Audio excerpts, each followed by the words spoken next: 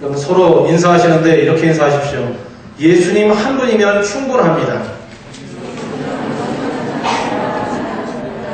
뒤에 분들하고도 믿음을 실어서 하십시오. 예수님 한 분이면 충분합니다.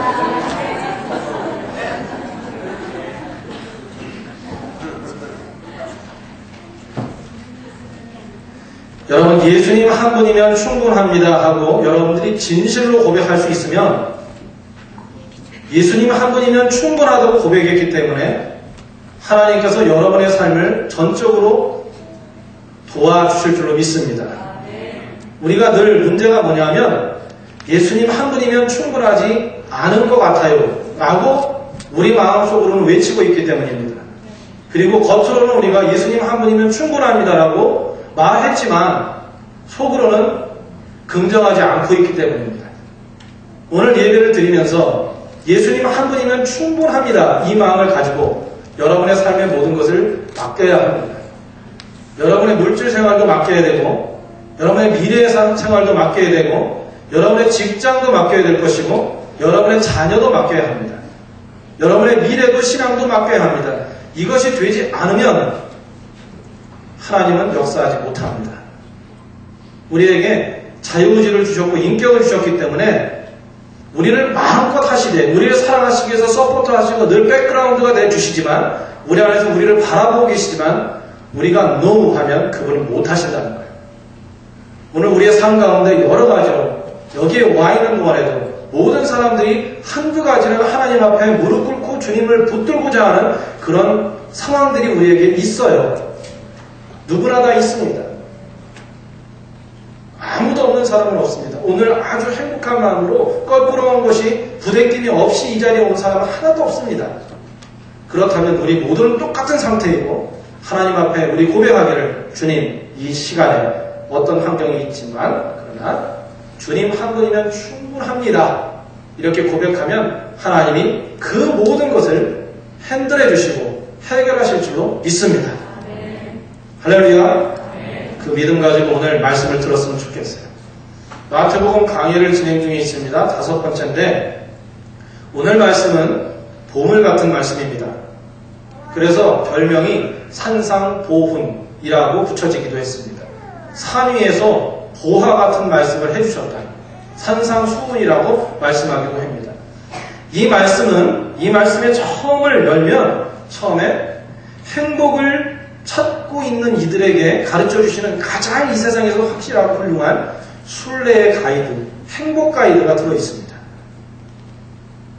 가장 행복을 찾고 있는 이들에게 줄 수 있는 최고의 가이던스가 들어있다는 거예요. 그래서 활복이라고 붙여져 있습니다. 처음 5장 1절부터 13절까지의 말씀을 보면. 그런데 이 말씀은 특별히 제자들에게 그 당시에 들려졌습니다. 오늘 한번 5장 1절을 한 번 더 읽겠습니다. 뒤에 있나요? 있습니까? 읽읍시다. 시작. 예수께서 무리를 보시고 산에 올라가 앉으시니 제자들이 나오는지라. 여기에 보면 두 개의 그룹이 있습니다. 하나는 무리, 훨씬 많은 사람들이에요. 무리. 또 한 그룹은 제자입니다. 예수님께서 산에 올라가셔서 보석을 나눠주시려고 지금 준비하고 있는데 처음에는 무리를 봤어요. 많은 사람들이 있었어요. 그들을 부르셨어요. 초청을 했어요. 그런데 산에 올라가서 예수님이 말씀하시고자 할 때 누가 앞에 나왔습니까? 역시 제자들이 나왔습니다. 누가 은혜를 받을 수 있고 누가 더 하나님의 강력한 믿음의 사람이 될 수 있는가? 그 가능성이 여기에 포함되어 있어요. 제자는 주님의 진정한 사람들은 예수님이 부르시면 초청을 하면 주님이 말씀하시겠다고 부르시면 바싹 앞으로 다가가는 사람입니다.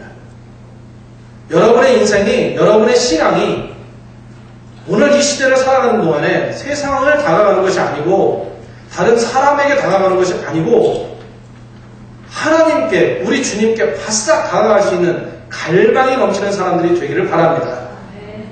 그 사람이 제자예요. 우리가 한순간을 살아도 한 번의 예배를 드려도 하루를 열어도 그때 하나님께로 향한 갈망이 있고 하나님께 바싹 다가가고 싶은 열정을 가지고 있는 사람들은 예수님이 그들을 눈여겨보시는 것입니다. 그들을 사용하고픈 거예요. 그래서 저를 보면 내가 사용해야 되겠다. 그냥 놔두기엔 아까운 인생이다. 내 제자로 큰 일을 감당했으면 좋겠다. 하나님도 우리 주님도 그렇게 생각하신다는 것이죠. 그런데 말씀드리기를 오늘 처음 말씀을 열면서 우리가 나눴듯이 우리에게 모두 다 환경적인 제약을 받아요. 누구나 다 고민하는 게 있어요. 어떤 때는 더 무거운 곳으로 눌림받을 때가 있어요. 그럴 때 우리가 할 수 있는 일이 무엇입니까? 주저앉아 있는 것입니까? 난 바빠서 안 된다고 할 것입니까? 그것이 아니라 예수님이 그때는 더 필요한 것입니다. 예수님께 다가가서 그분께 위로도 받고 용기도 받고 그분이 주시는 능력을 받아야 되고 기름 부음을 받아야 될 때가 바로 주저앉아 있고 싶을 때인 것입니다. 제자들이 우리와 다른 것이 이것입니다. 그들은 하나님께서 초청하신, 예수님께서 초청하신 그 자리에 아싸 다가갔다는 것이에요. 이번 주간을 살아가는 동안에 이번 주일에 정말 모든 면에서 기도와 말씀과 신앙과 그리고 나의 생각과 믿음에 있어서 하나님께 가까이 접근하는 그런 은혜가 여러분들에게 있기를 바랍니다. 그렇게 다가온 제자들에게 말씀을 하시는데 원래 원문에 보면 이렇게 나와 있다고 합니다. 행복하여라. 따라해보세요. 행복하여라. 여러분 행복하시길 바랍니다. 그런데 행복이 그냥 오는 것이 아니고 행복하여라 하고 8가지 얘기를 해주셨어요.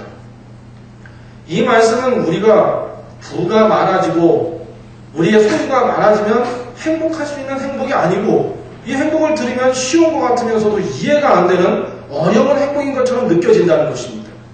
여러분 우리가 에베레스트 산이나 높은 산을 등산가들이 등정할 때 어떻게 등정하는가 생각해 보세요.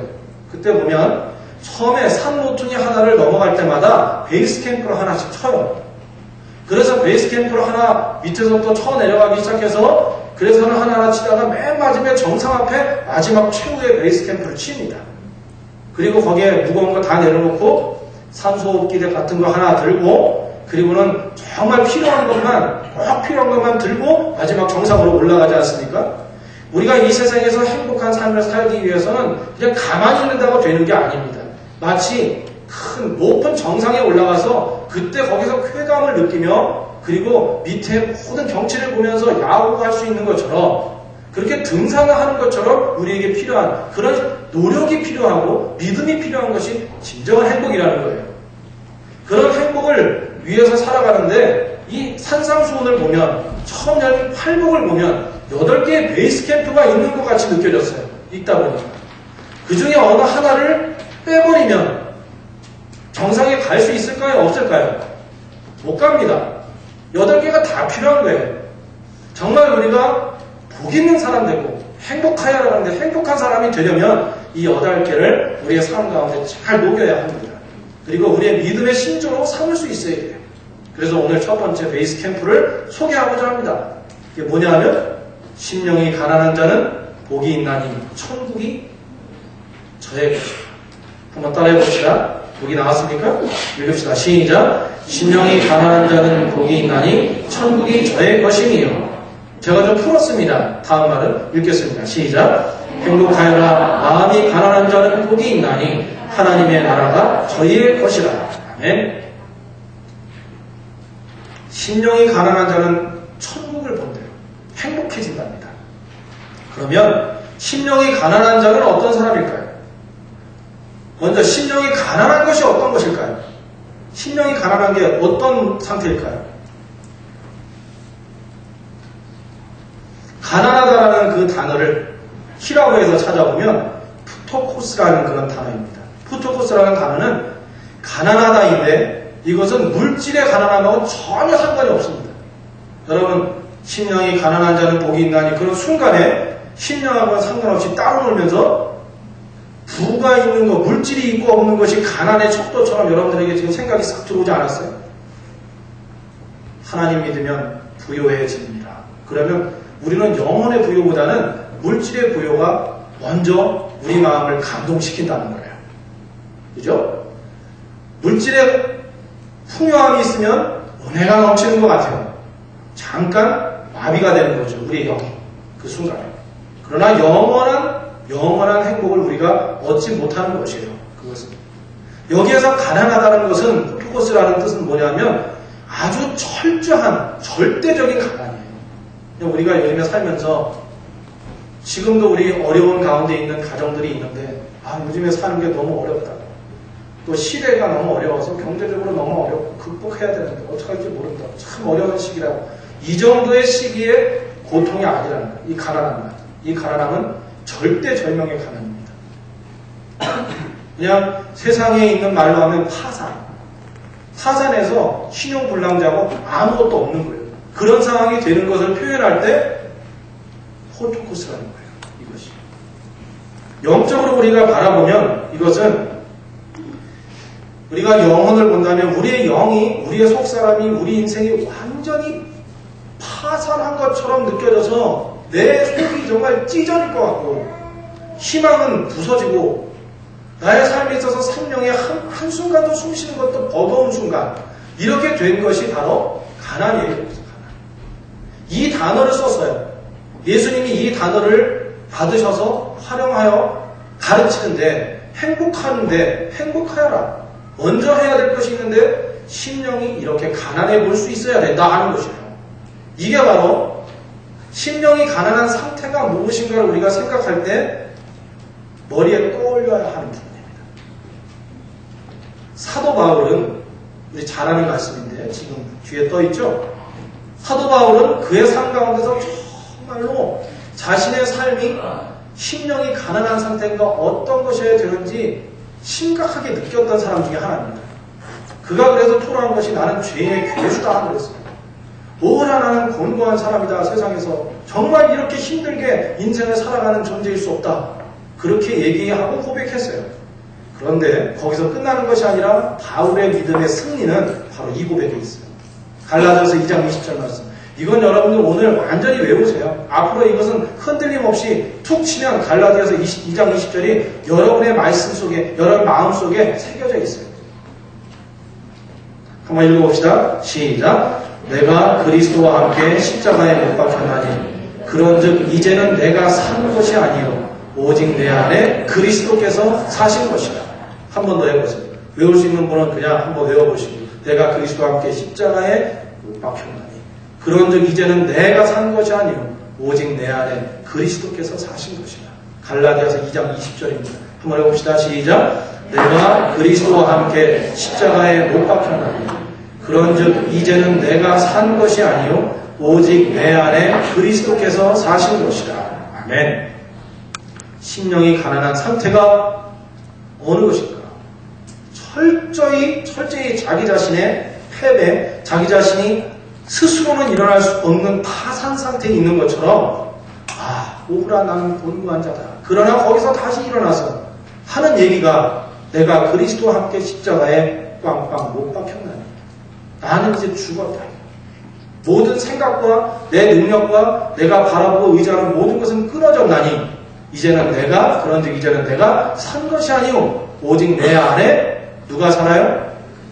그리스도께서, 우리 성령님께서, 우리 예수님께서, 우리 하나님께서 내 안에 사는 존재다. 이렇게 고백할 수 있는 상태까지 되는 거예요. 너무 힘들었는데 그때 정말 좋은 신실한 분이 도움을 청해왔고 도와주겠다고 말씀하셨고 거기에 대해서 마음을 비우고 자기의 교만을 다 버리고 내가 그 손을 붙잡겠습니다 하고 마음을 열고 그 손을 붙잡을 수 있는 그 상태가 바로 심령이 가난한 상태라는 거예요. 여러분, 진정 여러분의 영혼이 아름다운 가난한 상태의 모습이 될 때 하나님은 우리의 삶 가운데 들어오실 수 있습니다. 막히지 않고 주님이 우리 삶 가운데 들어오실 수 있어요. 여러분의 지금 고통 가운데 들어올 수 있어요. 심령이 가난한 자가 돼야만. 여러분들의 지금 난관 가운데 주님이 들어오실 수 있습니다. 들어오시면 해결이 되겠습니까? 아니면 해결이 되지 않겠습니까? 해결될 줄로 믿습니다. 자, 그러면 이러한 심령이 가난한 어려운 상태에 우리가 처하는데 그런 가난한 상태가 되는 것도 참 중요한 것인데 이번에는 어떻게 심령이 가난한 사람이 될 수 있을까? 오늘 이 말씀이 이제 실천적인 적용입니다. 여러분 어떻게 하면 심령이 가난한 사람이 될 수 있을까요? 정말 그렇게 될 수 있을까요? 제가 이렇게 설명하니까 그렇게 될 수 있을 것 같아 하지만 안 됩니다.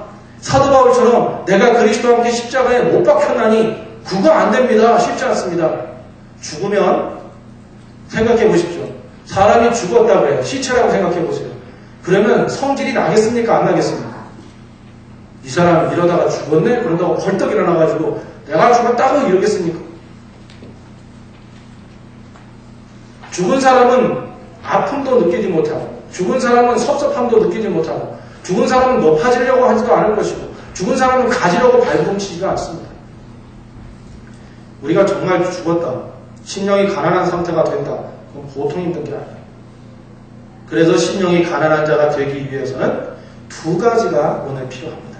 오늘 두 가지를 가지고 한번 우리들이 말씀을 나누고 결단을 하고 우리의 삶이 주님이 원하시는 하나님의 나라를 경험할 수 있는 행복한 삶을 살 수 있는 그런 비밀을 터득하는 그런 시간이 됐으면 좋겠습니다.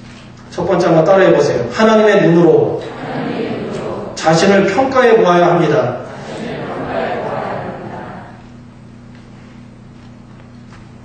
누구의 눈으로 자신을 평가해야 한다고요?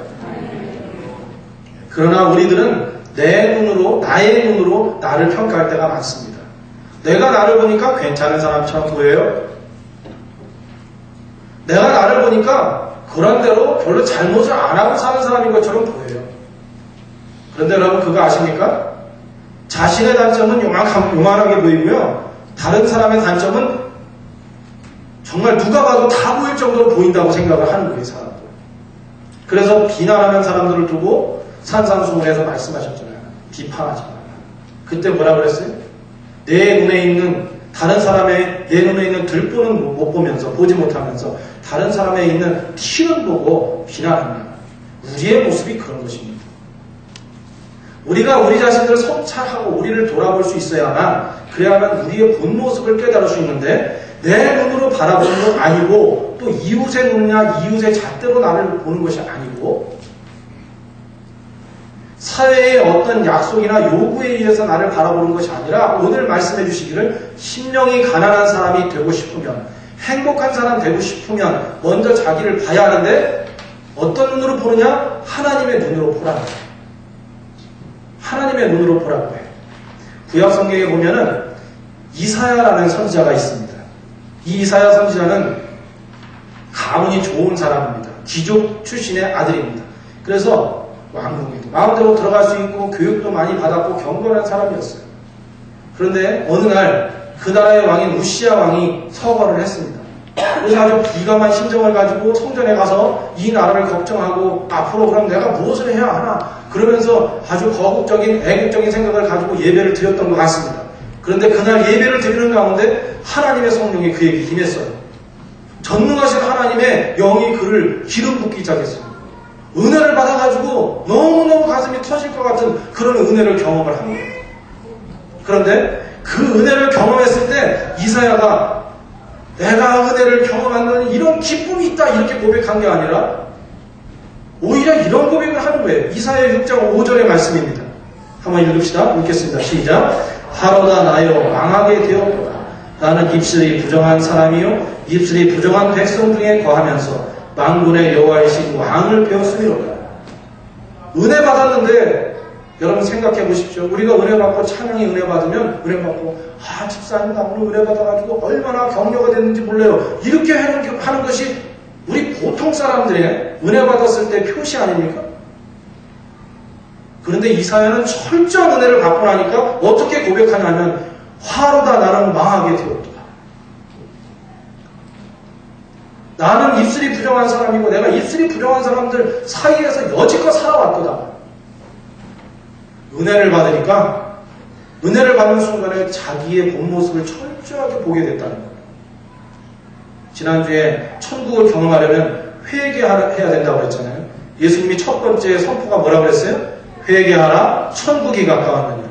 천국을 경험하고 싶으면 회개하지 않는 사람은 절대로 진정한 천국은 없다고 그랬어요. 그 말씀과 많이 연결이 되는 것 같았어요. 이 말씀을 묵상하는 가운데. 하나님의 나라가 저의 것이다. 어떤 사람이 주인인가? 그 사람은 하나님의 눈으로 자기를 봄으로 인해서 은혜 받은 그 순간에 거꾸러지고 하나님, 저는 죄인입니다. 제가 저를 보게 되었습니다. 내 안에 썩어진 것들이, 내 안에 정말 하나님이 볼 때 전혀 원치 않는 것들, 쓰레기와 같은 잡동사니들이, 그런 냄새나는 것들이, 가시와 같은 것들이, 칼 같은 것들이, 그런 것들이 내 안에 가득 있다는 것을 보게 되었습니다. 사실 이것이 큰 은혜 아니겠습니까? 그걸 봤을 때 하나님 이것을 치워주세요. 이것을 잘라주세요. 이것을 던져버리게 해주세요. 이렇게 기도하시는 회개의 영의 사람이 되면 사실 실제로 그의 영이 아름다고 귀한 천국의 삶을 맞이할 수 있는 가장 좋은 방법이 아니겠습니까? 근원을 제거했습니까? 그리고 하나님이 거기에 은혜의 축복을 부어주시면 하나님의 역사가 매 순간마다 일어나는 것이에요. 우리가 변하면, 우리 안에는 영이 변하면 가정이 변하게 돼 있습니다. 우리가 변하면 영적 공동체와 교회가 은혜롭게 되게 돼 있습니다. 신약에 시몬 베드로가 있습니다. 시몬 베드로 이야기를 좀 해보겠습니다. 갈릴리 바다에서 예수님이 초창기에 제자를 선택하는 이야기입니다. 지난번 잠깐 제가 그림을 그리듯이 말씀을 드렸는데 누가복음에는 더 아주 자세하게 이 광경을 설명해 주고 있어요. 예수님이 복음을 전하러 쭉 가셔서 아침 일찍 쭉 가신 것 같아요. 여기에는. 그런데 아주 순박하게 생긴 어부 한 사람, 시몬 베드로가 별로 이 사람은 죄도 진 게 없는 것 같고 그냥 갈릴리에서 평범하게 순탄한 삶을 살았던 사람인데 그날 열심히 고기잡이를 하고 있었어요. 그물을 내렸는데 이상하게도 그날은 한 마리도 안 잡히는 거예요. 혹시 낚시를 좋아하시는 분들이 여기 있습니까?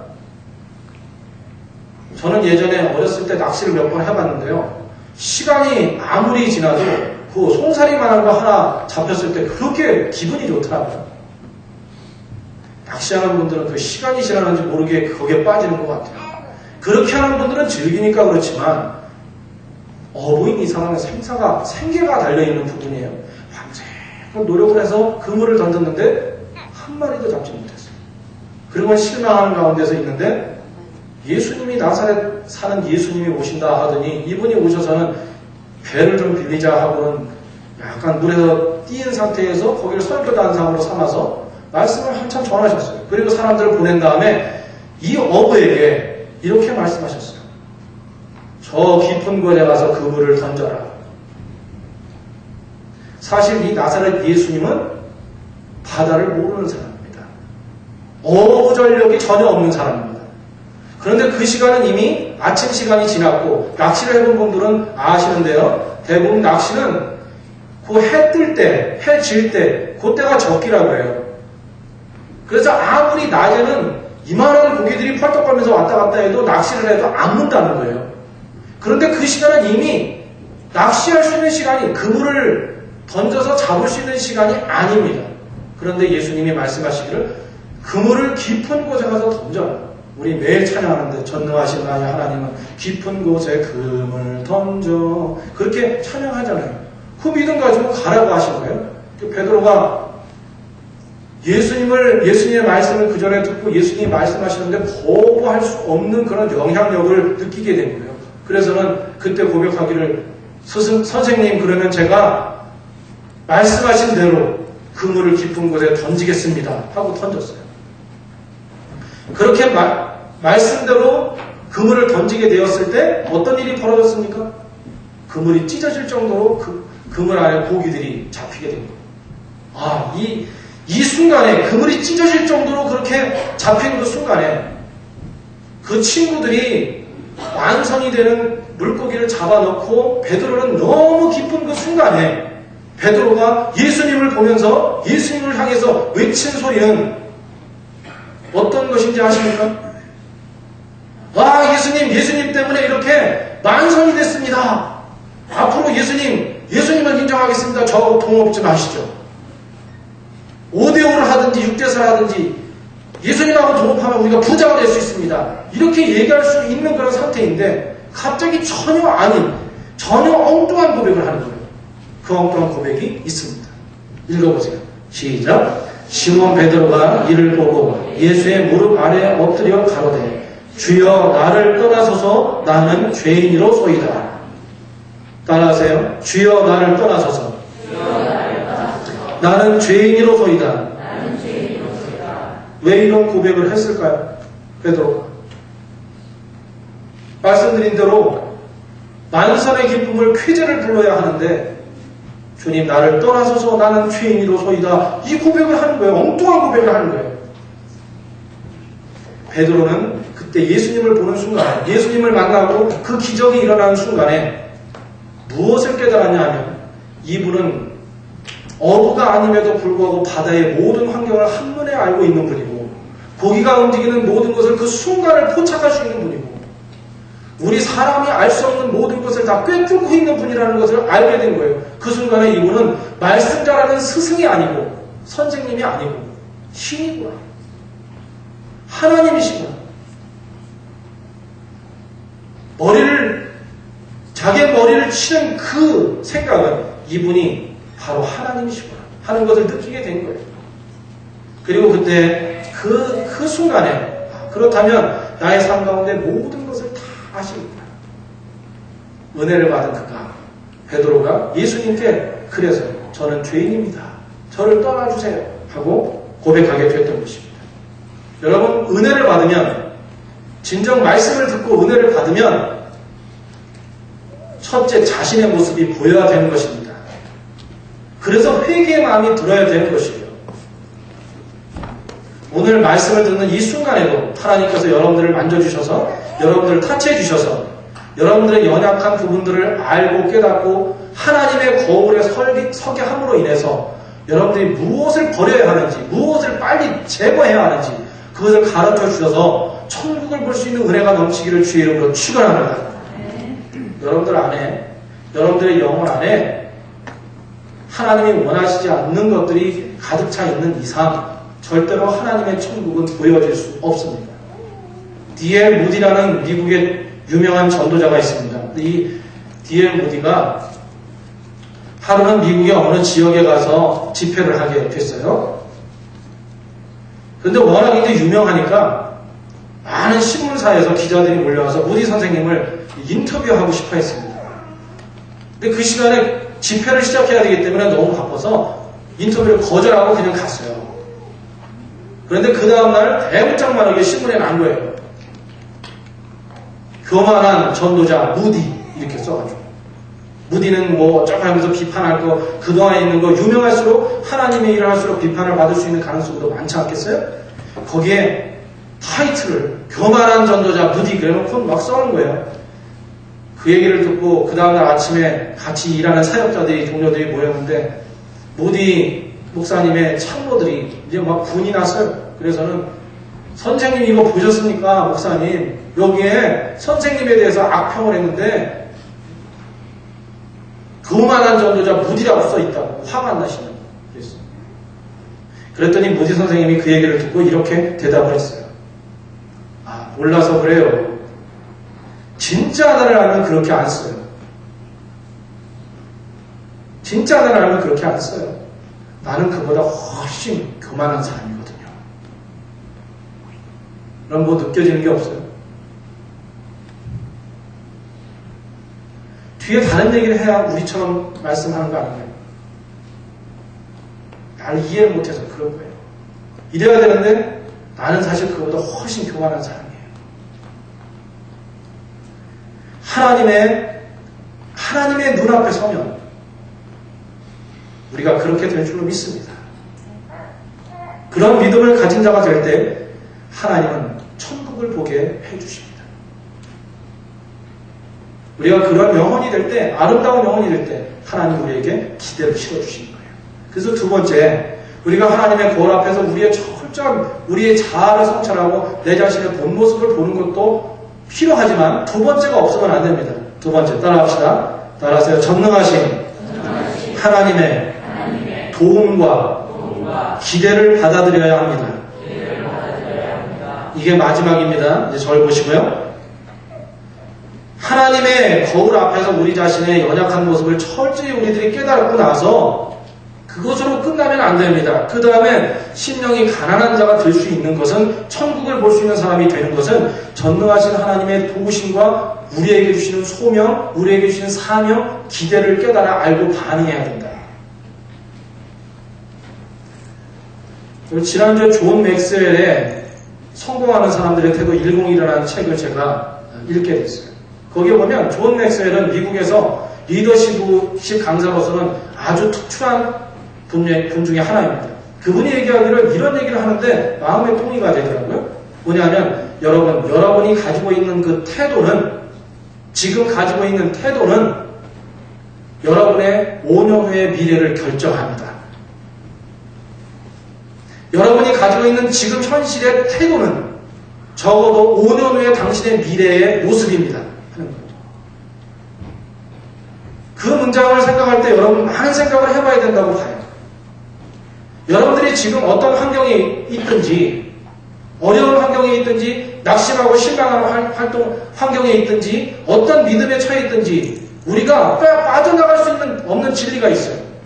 하나님께서 우리를 성찰하게 주셨고 우리에게 어떤 상황이 있는지 우리의 모습을 보여주셨다면, 그때 그리고 하나님이 우리에게 말씀해 주실 때 그때 우리의 태도가 필요하답니다. 우리가 지금 좋은 태도를 가지고 있고 믿음의 태도를 가지고 있으면 지금은 그 환경의 열매를 따먹지 못하지만 지금 하나님을 바라보고 하나님 한 분이면 충분합니다. 이 믿음으로 가지면 여러분의 5년 후는 엄청난 역사가 일어날 줄로 믿습니다. 믿으십니까? 그래서 지금 이 순간이 소중한 거예요. 오늘 두 번째로 여기에 심령이 가난한 자의 복을 받는 행복한 사람이 되기 위해서 필요한 것이 바로, 그래서 전능하신 하나님의 도움과 기대를 우리들이 믿고 그것을 따라가야 한다는 것이에요. 스위스의 크리스찬 의학자인 폴 트루니에라는 분이 있습니다. 이분이 얘기하기를 교만한 사람은 어떤 사람인가? 교만한 사람은 선물을 받을 수 없는 사람이다. 이렇게 얘기를 했대요. 교만한 사람은 남에게 선물을 받을 수 없는 사람이다. 왜냐하면 그 사람은 다른 사람의 도움도 필요 없고 하나님의 도움도 필요 없는 사람이에요. 그런 사람은 진짜 교만한 사람이라는 것이죠. 하나님이 함께 하시고 하나님이 음성 들려주실 때 그 음성을 듣고 그 손을 잡을 줄 아는 믿음의 사람이 되어야 합니다. 그 사람이 심령이 가난한 사람이고 영혼이 건강한 사람이고 앞으로 하나님이 기대하는 삶을 살 수 있는 사람이 될 수 있는 것입니다. 오늘 시몬 베드로의 얘기를 했었는데 시몬 베드로의 사건을 마지막으로 한 번 더 생각해 봅시다. 누가복음 5장 8절이 있는데 한 번 더 읽읍시다. 시작. 베드로가 이렇게 고백했어요. 나를 떠나달라. 자신의 본 모습을 보고. 그런데 주님께서 그에게 찾아가서 어떻게 하셨는지 압니까? 그 다음에 예수님은 그걸 보고 지그시 미소 지으면서 웃으셨다고 봐요. 생각해볼 때. 너 됐다. 너 정말 가능하다. 그리고 나서 그를 부른 것이 첫 번째 제자입니다.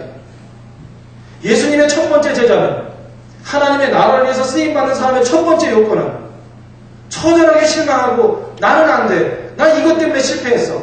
난 이것 때문에 내 인생은 일어설 수 없을 거야. 그리고 나 자신의 영혼을 볼 때 내가 이 정도로 뭘 할 수 있어. 이렇게 생각하고 있는 그가 주님이 진짜로 그 순간에 오셔서 이제는 이렇게 살아야 돼 하고 비전 캐스팅을 하셨을 때 하나님, 저는 이런 약점이 많고 죄도 많고 이렇게 실패도 많이 했고 이런 인생이지만 그러나 주님이 나와 함께 하시면 내게 능력 주시는 자 안에서 내가 모든 것을 할 수 있습니다. 사도 바울이 그랬잖아요. 그런 믿음으로 일어나게 될 때 그는 주님의 제자로 사용받게 되었던 것입니다.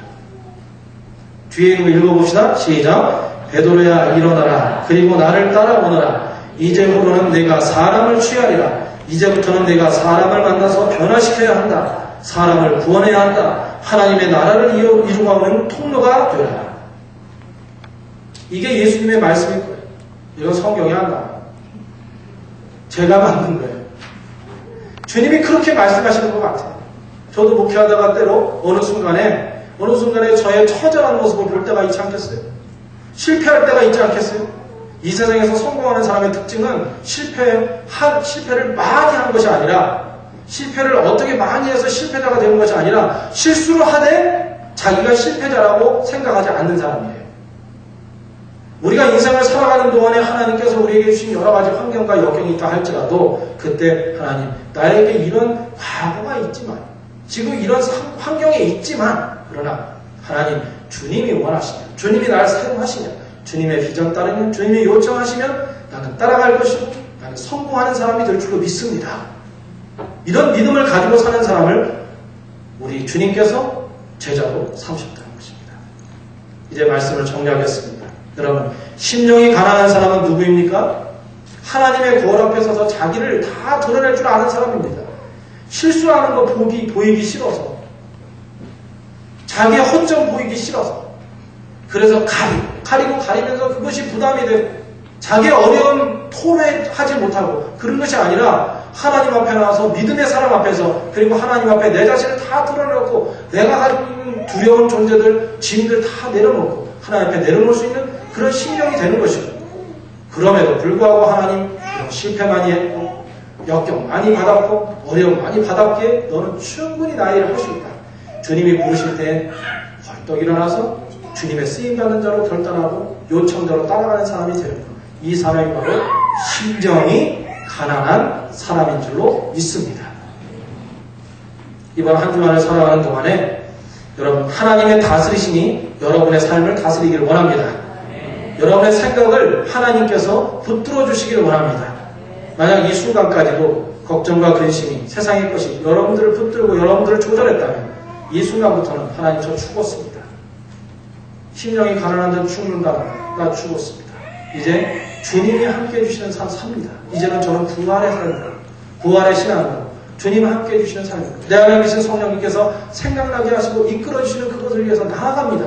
저와 함께해 주소서. 나를 다시 빚어주소서, 조직해 주소서, 이 마음을 가지고 한 주간 살아가서 다음 주에 오실 때는 한 주간 살 때 하나님께 맡기고 살았다.